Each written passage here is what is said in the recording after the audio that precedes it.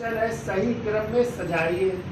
पहला दूसरा दिल्ली दरबार, दूसरा कह रहा है कलकत्ता से दिल्ली राजधानी स्थानांतरण, तीसरा कह रहा है अनुसूलन समिति की स्थापना और चौथा कह रहा है विश्वविद्यालय अधिनियम। ठीक है, तो देखिए दूसरा दिल्ली दरबार हुआ था 1903 में और इस समय भारत के वायसराय थे लॉर्ड कर्जन।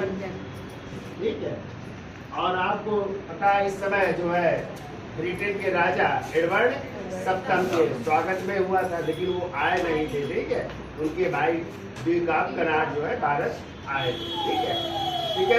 दूसरा कलकत्ता से दिल्ली राजधानी स्थानांतरण, तो आपको पता है कलकत्ता से दिल्ली राजधानी स्थानांतरित हो रही 1912 और इस समय भारत के वायसराय लॉर्ड हार्डिंग द्वितीय है।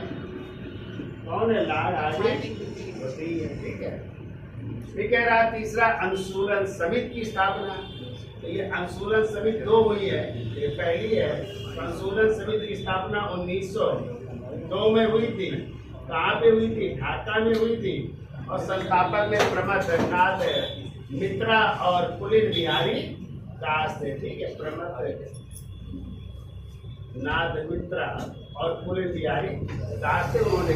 ठीक है, चौथा कह रहा है विश्वविद्यालय अधिनियम, तो आपको पता है विश्वविद्यालय अधिनियम आया है 1904। ठीक है, और विश्वविद्यालय आयोग पूछा जाता है 1902। ठीक है, रैले कमीशन, उसी को क्या कहते हैं? विश्वविद्यालय आयोग कहते हैं। अब ये उसी की सिफारिश पर क्या बना 1904 में? विश्वविद्यालय अधिनियम बना। तो आप देख लो पहला क्या होगा, सबसे पहले क्या हुई? अनुसूलन समिति की स्थापना। ठीक है, फिर क्या हुआ? फिर दूसरा दिल्ली दरबार 1903, फिर क्या हुआ? विश्वविद्यालय अधिनियम आया 1904 में और फिर कलकत्ता से दिल्ली राजधानी स्थानांतरण। यानी 3 1 4 2। कौन सा आंसर होगा? पहला आंसर होगा 3 1 4